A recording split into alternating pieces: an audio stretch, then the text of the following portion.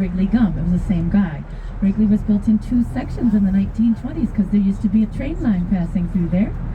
The face of that clock is 2 stories tall, so its minute hand is about as long as a row of white chairs for perspective. Wow. That tower was inspired by part of a Spanish cathedral called La Giralda, which is in Seville, Spain. In the beginning of Chicago's history, the architects here didn't really have their own styles just yet.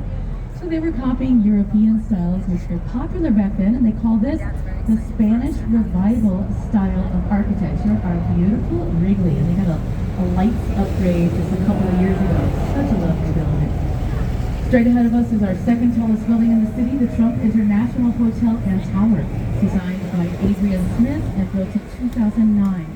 This style is called contextualism because it matches and flatters its context or neighbors, often using mirrored glass windows to do that.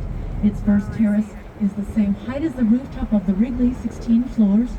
Its second terrace is the same height as the thin white tower with the looks like a rocket ship across the river. That's Mather Tower. And Trump Tower's third uppermost terrace is the same height as its next door neighbor. You can see the little bit of that black box building right by the airplane up there. That's the AMA Plaza. And you'll see how some of its lower floors are also wavy, like the waves of the river or context. Adrian Smith, who designed this, is from Chicago. Smith also designed the current tallest building in the world, which is the Burj Khalifa in Dubai, which looks similar to this one, but it's got a lot more terraces, and it's almost twice as tall. Now, back over to the left, you'll see a dome on a skinny tower on top of the Jewelers building, with small corner temples up there you may recognize from a scene in Batman Begins and Transformers 3. The Jewelers building was built in the 20s, so it originally had a car elevator in it so that the jewelers could just drive straight in with all their gold and jewels and then get lifted up to the front door, and that way they did not have to walk through the dark, scary parking lot where the mafia might be lurking in the shadows, ready to steal those jewels in the 20s when it was made.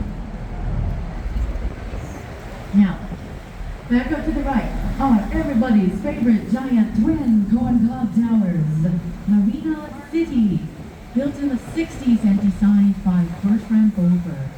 Goldberg's idea was to bring people to come live downtown because back then everybody had moved out to the suburbs after the war.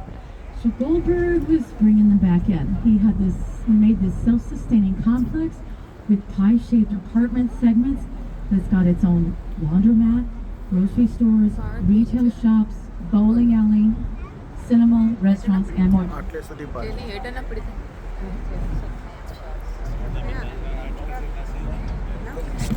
Now, this building was made, these two buildings were made in the 60s. Bertrand Goldberg. It's a self-sustaining complex. So it's got all kinds of good stuff. Restaurants, bowling alley, even a marina below for its residents to keep their boats year-round. How nice. Also, 18 floors of parking spaces, which are valet only. If you look closely, you'll see why. They do not let you drive your own car up there. There's just a thin little wire around the edge. So you might be looking at those car spots up there and thinking to yourself, has anyone ever just driven a car into the river from up there? And the answer is yes, they have, because this is America. Twice. Once was for a movie, The Hunter with Steve McQueen, and the other time was for a car insurance commercial. Must have been quite the policy on that one. You can find both of those clips on YouTube, by the way. Kind of fun to watch.